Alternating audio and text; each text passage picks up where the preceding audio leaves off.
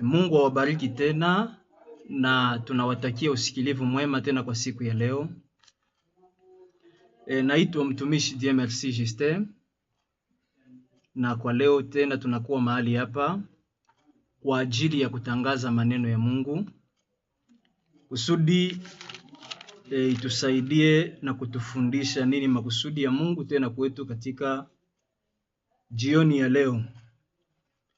Kabla ya kuendelea, nitakuwa na tangazo fupi kwa watu wote wanaohitaji kupokea mafundisho haya ama kuyasikiliza kwa zaidi kwenye channel yetu ya YouTube. Utaandika tu Frère DMRC Justin, utayapata yote na itakuwa baraka sana. Na kwa wote vile vile ambao wanaokusudia kutaka kuleta maoni fulani, maulizo juu ya mafundisho, unaweza ukatuandikia kwenye namba zifuatazo. Nitatoa namba lakini hatutapokea simu ndani ya studio wala hatutasoma message kwa sababu muda wetu ni mchache sana ndani ya studio. Kwenye namba ya Airtel tunakuwa na 098 023 95 61 098 023 95 61. Kwenye namba ya Vodacom 083 52 22 516 083 52 22 516. Kwenye namba ya Orange ni 085 649 10 85 649 10. Ni hatutapokea maulizo kwa sababu muda ni mchache. Ndugu mpendwa, tulikuwa na haja sana ya kutaka mafundisho haya tuyafundishe kwa saa moja na kuendelea, lakini kwenye radio yetu ni kama vile tunapungukiwa kwa sasa na udhaifu kwenye betri zetu, ndio maana hatupati muda zaidi ya kuweza kuzungumza maneno ya Mungu kwa pamoja. Tukisema tukamate saa mzima, tunaweza tukazuiza vipindi vingine kwenye radio kama vile matangazo na habari mbalimbali. Lakini Mungu akubariki uliyetusikiliza tangu mwanzo mpaka kwa siku ya leo, mwanzo wa mwezi hadi leo mwisho ya mwezi. Mungu akubariki sana. Kwenye kipindi hiki chetu kipendelevu tunabaki na siku moja ambayo ni siku ya Jumapili tarehe 7 mwezi wa 6 mwaka 2026. Tutamaliza kipindi hiki cha kwanza, na ikiwa Mungu atakusudia tuendelee kwa vipindi vingine itakuwa ya maana sana. Vile vile kwa wote wanaosapoti kazi ya radio, Mungu aendelee kuwabariki na kuwatia nguvu. Na tulikuwa na haja ya kufanya hata mikutano ya hadharani kusudi watu wa Mungu waimarishwe na wasikie mafundisho kwa ufasaha zaidi, lakini bado ni kama vile hatujaipanga mipango, na nina imani ya kwamba siku zote Mungu atatuwezesha na Mungu atatusaidia kutufunza namna tutakavyotembea kusudi tufaidie kupitia mafundisho na kupitia neno la Mungu. Mungu awabariki nyote. Muda hatuna wa kutaja jina zenu ndugu zetu, tunawapenda sana, tunawapenda zaidi, na neema ya Mungu isiwapungukie. Bwana, tunakushukuru kwa neno hili. Tunahitaji utusaidie katika neno hili fupi kwa dakika hizi. Bwana, utufundishe yale ambayo uliyakusudia katika jioni hii. Kristo tunaomba, amen. Neno ambalo tutajifunza kwa siku ya leo, tutaenda haraka kwa sababu ya muda, inapatikana ndani ya waraka wa kwanza wa mtume Paulo kwa mwana wake Timotheo, sura 6 mstari wa 7 hadi 12. Na teme yetu inasema shina la mabaya yote. Nakusihi sana unisikilize kwa sababu mafundisho ni marefu sana tena sana. Hatuwezi tukapata muda wa kuyamaliza, lakini tutaongea sasa kadiri tutakavyowezeshwa na Bwana kwa siku ya leo. Tutasoma barua hii katika jina la Yesu Kristo. Kwa maana tukuleta kitu duniani, tena ni kweli ya kuwa hatuwezi kutoka na kitu, lakini tukiwa na chakula na nguo kwa vitu hivi tufurahi. Lakini wao wanaotaka kuwa na mali wanaanguka katika majaribu na mtego, na katika tamaa nyingi za mali, na katika upumbavu wanaanguka katika majaribu na mitego na katika tamaa nyingi za upumbafu zenye kuumiza, zinazozamisha watu katika upotevu na uharibifu. 10 nasema, maana shina la mabaya yote ni kupenda fedha. Wengine wakiitamani wamegeuzwa kutoka imani na kujichoma wenyewe kwa huzuni nyingi. Lakini wewe mtu wa Mungu, kimbia maneno haya, ufuate haki, utawa na imani na mapendo na uvumilivu na upole. Piga vita vizuri vya imani, shika uzima wa milele ulioitiwa na kukiri kuzuri mbele ya washuhuda wengi.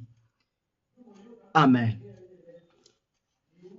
Bwana kubariki Mungu. Mpendwa msikilizaji, barua tunayoisoma ni barua ya mtume Paulo ambaye aliandika kwa kumwandikia mwana wake Timotheo.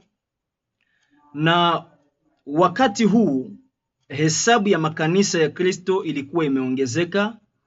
Kulikuwa na maulizo mbalimbali kwa Wakristo juu ya utaratibu ndani ya kanisa, kuchunga imani safi na juu ya kuadhibu mwamini aliyeanguka katika dhambi.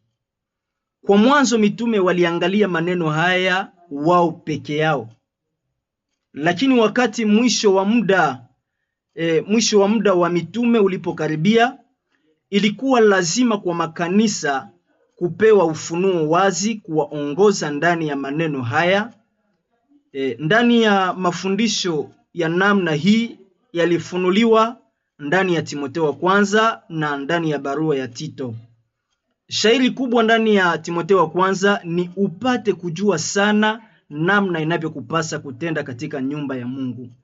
Ingalikuwa vizuri kama makanisa yangalishikamana na mafundisho haya bila kuyaongeza ama bila kuyapunguza, kusudi tuweze kutembea vizuri katika kanuni na sheria za Mungu. Ndani ya barua hii kuna sehemu kubwa 5. Sehemu ya kwanza ni kushika sheria kwa wokovu na mafundisho ya uongo kunakemewa katika 1:1 hadi 20. Sehemu ya pili, maombi na utaratibu kwa wanaume na wanawake katika 2:1 hadi 15. Sehemu ya 3, mambo yanayohitajiwa kwa maisha ya waangalizi na watumishi katika 3:1 hadi 16.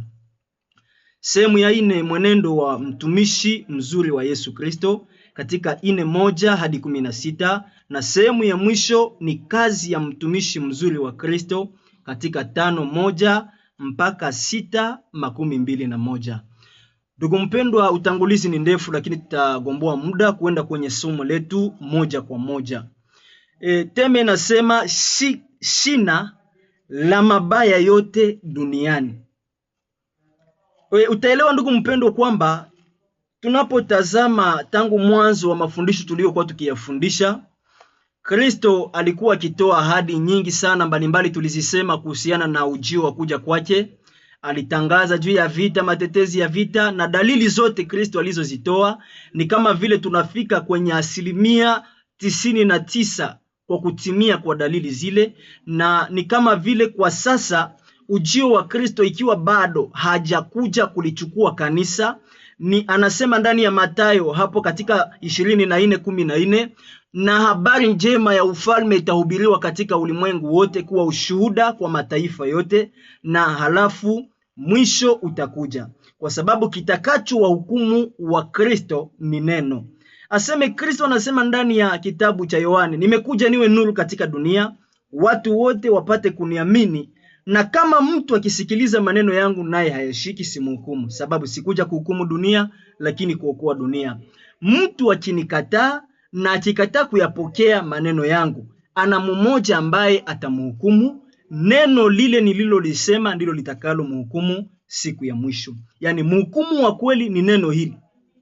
Na hakuna mtu ambaye atamwambia Mungu kwamba hakusikia maneno ya Mungu, sababu mahali pote tulisikia maneno ya Mungu, kanisani, njiani, kwenye redio, mahali mbalimbali tulisikia maneno ya Mungu, mpaka na sokoni. Na kwa sisi wa Kristo tunafanya ugumu moyo wetu kwa kutokuamini maneno haya. Tunawaza kwamba tutakuwa wa milele hapa duniani, tutabaki siku zote, na inatupelekea kwenye maanguko na kutokushika na kuwaza juu ya sheria za Mungu.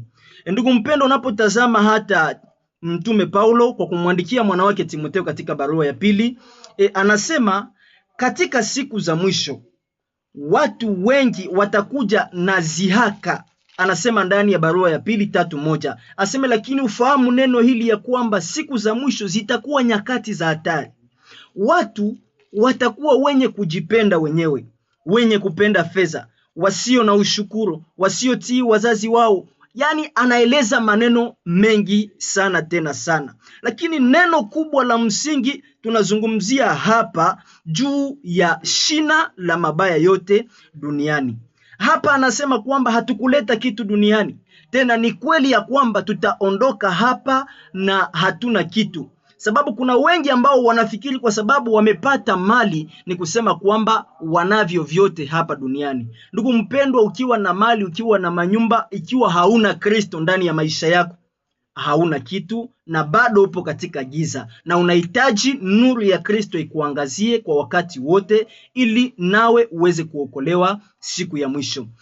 Anasema ndani ya Yeremia katika 9:23, aseme mtu wa akili asijisifu kwa sababu ya akili zake, wala mwenye nguvu asijisifu kwa sababu ya nguvu zake. Na wewe tajiri usijisifie utajiri wako, lakini mtu mwenye kujisifu ajisifu kwa maneno haya ya kwamba ananifahamu na kujua ya kwamba mimi ni Bwana. Kitu cha kujisifia ni mtu kujua Mungu katika maisha yake, kujua Mungu katika parkuru yake hapa chini ya jua. Katika Luka anaonyesha mfano wa tajiri mpumbavu ambaye alisitawi katika shamba lake.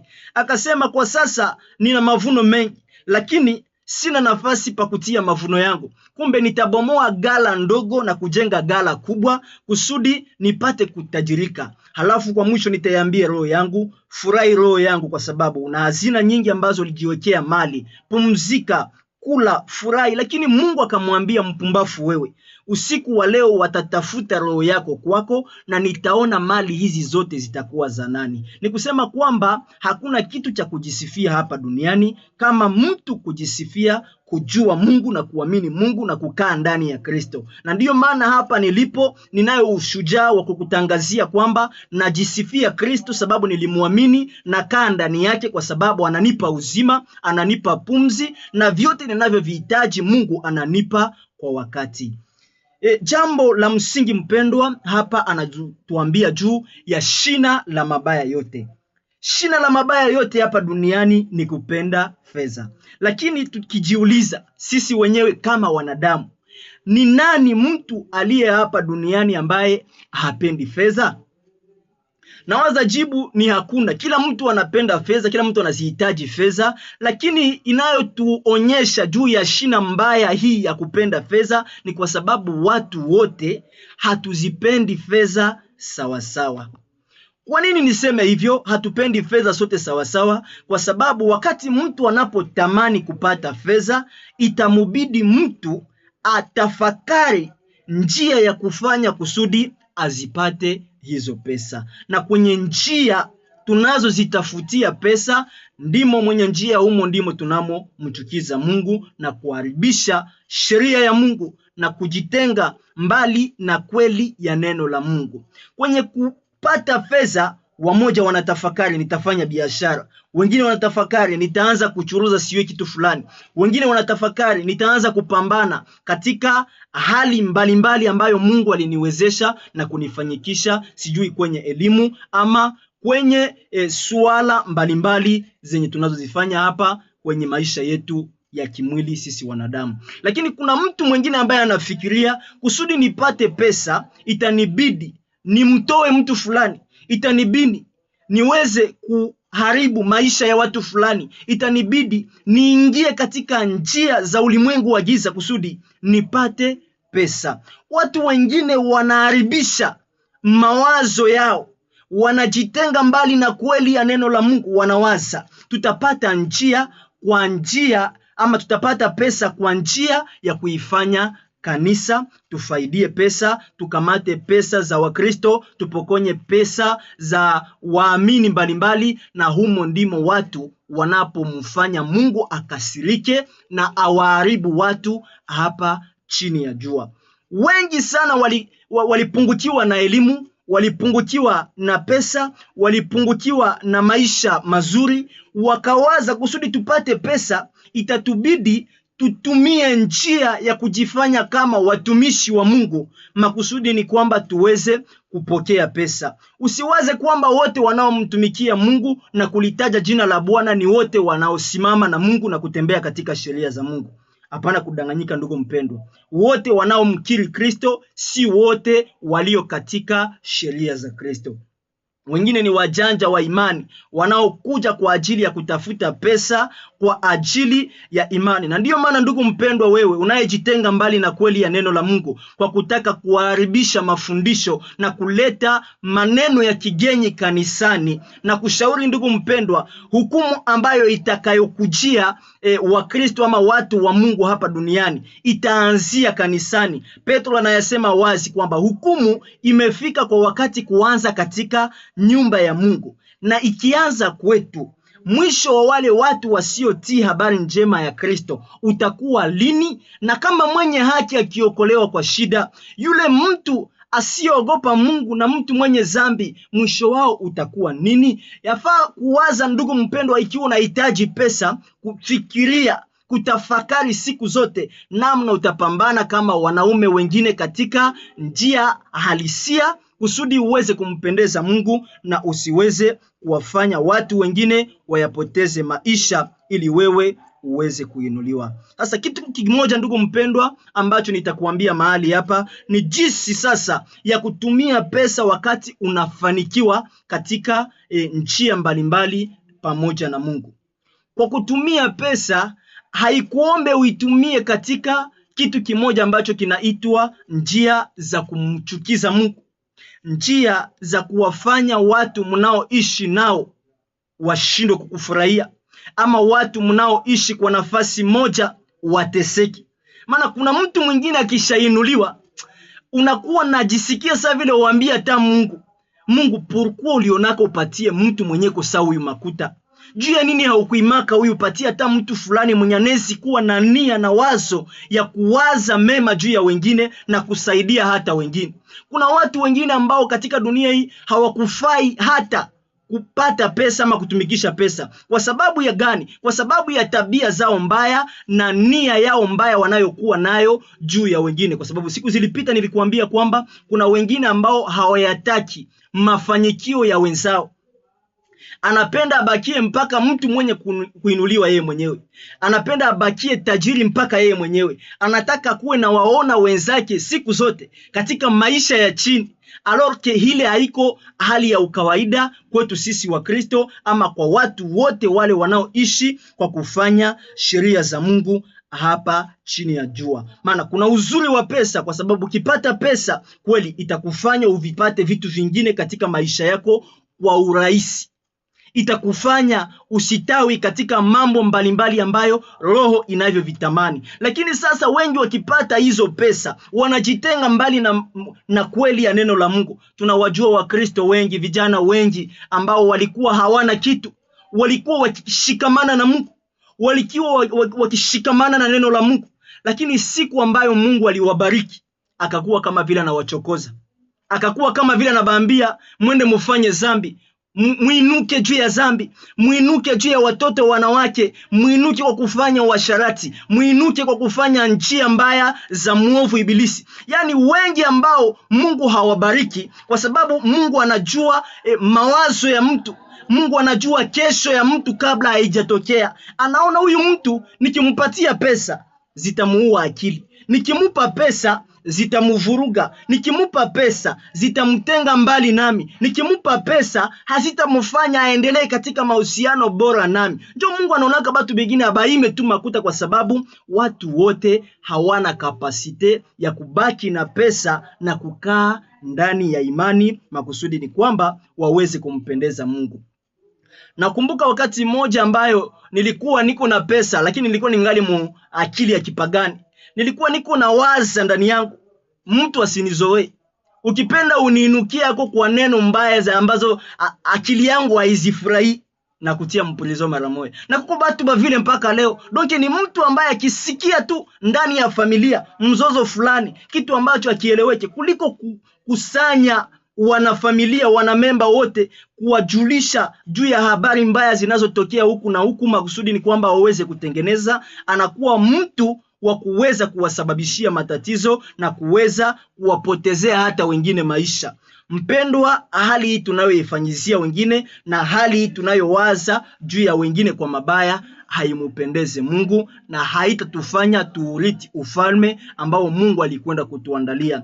Hata tukiwa hapa duniani tusitawi katika yote. Tuwe tunajua kwamba tuko wapitaji hapa duniani. Shina la mabaya yote ni kupenda fedha. Wengi wanaipenda, wanajitenga katika imani, ndivyo mtume anavyosema. Na wengi wakipata hii pesa wanajitenga katika makusudi ya Mungu. Wengi wakipata hii pesa inawasababishia maanguko. Ndio maana kuna wengi ambao wanahitaji siku zote katika maombi, Mungu nibariki, Mungu nipe na mie pesa, Mungu nisikuwe mtu wa kuombaomba, Mungu nisikuwe mtu wa kukesha juu ya wengine, kuwaza juu ya wengine waweze kunisaidia, lakini na mimi unibariki. Mungu anaangalia huyu mtu kweli ananipendeza, lakini nikimupa pesa zitamufanya jitenge mbali nami. Njoo Mungu anakuacha tu bakie gisi huko. Ya muhimu usikuwe nakosa bugali, usikuwe nakosa mboga, ukuwe napata chakula. Mungu anakuacha vile. Wakati mwingine wa Kristo tuwe tunatosheka ama kumshukuru Mungu kila leo juu ya maisha anayotupatia, kwa sababu Mungu hajawahi kumwazia mwanadamu mabaya. Mtu yule anayejiweka karibu na Mungu siku zote, Mungu hamwazii mabaya. Mungu anatuwazia mema sote. Anasema ndani ya maandiko, ninawaza mawazo mazuri juu yenu, mawazo ya salama, kuwapatia ninyi matumaini katika siku zenu za mwisho. Mungu hajawahi kumwazia mabaya mwanadamu hapa chini ya jua, kwa sababu Mungu anatupenda hata wakati ambao watu wote wanapojitenga nasi. Mpendwa, Mungu akubariki kwenye mafundisho haya, kwa sababu kuna wengi ambao wanazipata pesa, inakuwa ni kama vile chanzo cha mabaya yote kwenye familia zao na kwenye swala la watu wanaoishi nao kwa nafasi moja. Kuna mtu mwingine ambaye anafanya ndoa pamoja na mke wake, wanavumilia maisha ya tabu, wanavumilia maisha ya mateso. Siku zote Bwana anakuwa mwaminifu, mke anakuwa mwaminifu, lakini siku ambayo Mungu atachokoza baraka kuwapatia, ndio siku utasikia mtu anaanza ita mwenzake ngombe, aseme ona hiki ngombe kiko nafanya sijue nini humu, mwanamke atumikake tena, mwanaume atumikake tena. Siku ambayo mlipendana na mtu mwenzako haukumuona kama vile nyama, lakini kwa sababu Mungu anakubariki na kukufanyikisha katika hatua fulani, unaanza kumuona mwenzako kama nyama, na haiko kitu kia muhimu hicho, kwa sababu pesa zinawafanya watu wengi wajikwae na wasiendelee katika kanuni na sheria za Mungu. Mpendwa, mafundisho ni marefu sana na siku zote tunahitaji tuwe tunazungumza maneno ya Mungu vile vile kwa maneno ambayo tunayoyaishi hapa chini ya jua, kusudi tusijitenge mbali na Bwana na kusudi siku moja tuweze kumuona Kristo na kurithi uzima ambao tulioandaliwa. Na nitarudilia tena namba, ndugu mpendwa, kusudi uweze kutuoji kwa maswali mbalimbali. Vile vile ukiwa na maulizo unaweza ukauliza, na ukiwa na pendekezo fulani unaweza ukaitoa. Mafundisho haya yote yapo live kwenye channel yetu ya YouTube, unaandika Frère Dieu Merci Justin, utayapata yote. Kwenye namba utapiga 098 023 95 61 098 023 95 61 083 52 22 516 083 52 22 516 085 649 10 à la fin.